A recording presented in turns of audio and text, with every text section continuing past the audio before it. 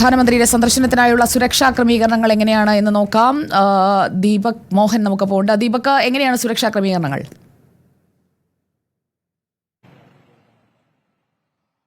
സുജയ പാർവതി, ഈ ദുരന്ത മേഖലകളായ പുഞ്ചിരിമട്ടവും ഒപ്പം ചൂരൽമലയും മുണ്ടക്കയും സന്ദർശിക്കാനായി പ്രധാനമന്ത്രി നരേന്ദ്രമോദി എത്തുമ്പോൾ പഴുതടച്ച സുരക്ഷകൾക്കാണ് കൽപ്പറ്റ നഗരത്തിൽ ഒരുക്കിയിട്ടുള്ളത്. ഈ ചൂരൽമലയിൽ അദ്ദേഹം 12 മണിയോടുകൂടി എത്തും. അതിനു മുൻപ് ആദ്യം എത്തുന്നത് കൽപ്പറ്റ SKMJ ഹൈസ്കൂൾ ഗ്രൗണ്ടിലാണ്. അദ്ദേഹം ഹെലികോപ്റ്റർ ഇറങ്ങും. അത് പ്രമാണിച്ച കൽപ്പറ്റ നഗരത്തിലെമ്പാടും ബാരിക്കേഡുകൾ സ്ഥാപിച്ചിട്ടുണ്ട്. മാത്രമല്ല, കൽപ്പറ്റ മേപ്പാടി ടൗണുകളിൽ വാഹനങ്ങൾ പാർക്ക് ചെയ്യാൻ പാടില്ല.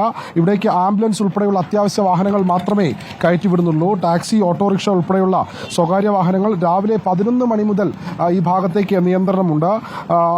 11 മണി മുതൽ പ്രധാനമന്ത്രി സന്ദർശനം കഴിഞ്ഞ് മടങ്ങുന്നതുവരെ കൽപ്പറ്റ കൈനാട്ടി ബൈപ്പാസ് ജംഗ്ഷൻ മുതൽ മേപ്പാടി വിംസ് ആശുപത്രി, മേപ്പാടി ടൗൺ വരെയും ചൂരൽമല, മേപ്പാടി ടൗൺ മുതൽ ചൂരൽമല വരെയുമുള്ള പ്രദേശങ്ങളിലും ഇത്തരത്തിൽ വാഹനങ്ങൾ പാർക്ക് ചെയ്യാൻ പാടില്ല. റോഡിന്റെ ഇരുവശങ്ങളിലും വാഹനങ്ങൾ പാർക്ക് ചെയ്യുന്നത് പോലീസ് നിരോധിച്ചിട്ടുണ്ട്. കൽപ്പറ്റ ജനമൈത്രി ജംഗ്ഷൻ മുതൽ KSRTC ഗ്യാരേജ് ജംഗ്ഷൻ വരെയും പാർക്കിംഗ് നിയന്ത്രണം ബാധകമാണ്. ബസ്സുകൾക്കും നിയന്ത്രണമുണ്ട്. സുൽത്താൻ ബത്തേരി തുടരൂ. ഇപ്പോൾ പ്രധാനമന്ത്രിയെ വരവേൽക്കുന്നതിനായി ഗവർണർ ആരിഫ് മുഹമ്മദ് ഖാൻ കണ്ണൂർ വിമാനത്താവളത്തിലേക്ക് എത്തിയതിന്റെ ദൃശ്യങ്ങളാണ് പ്രേക്ഷകർ സ്ക്രീനിൽ കാണുന്നത്.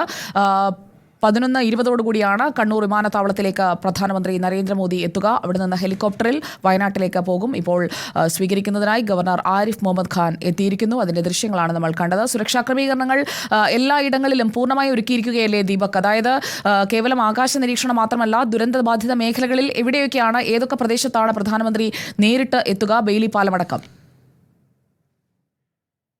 ദീപക് മോഹൻ. സുജയ പാർവതി, സുരക്ഷാ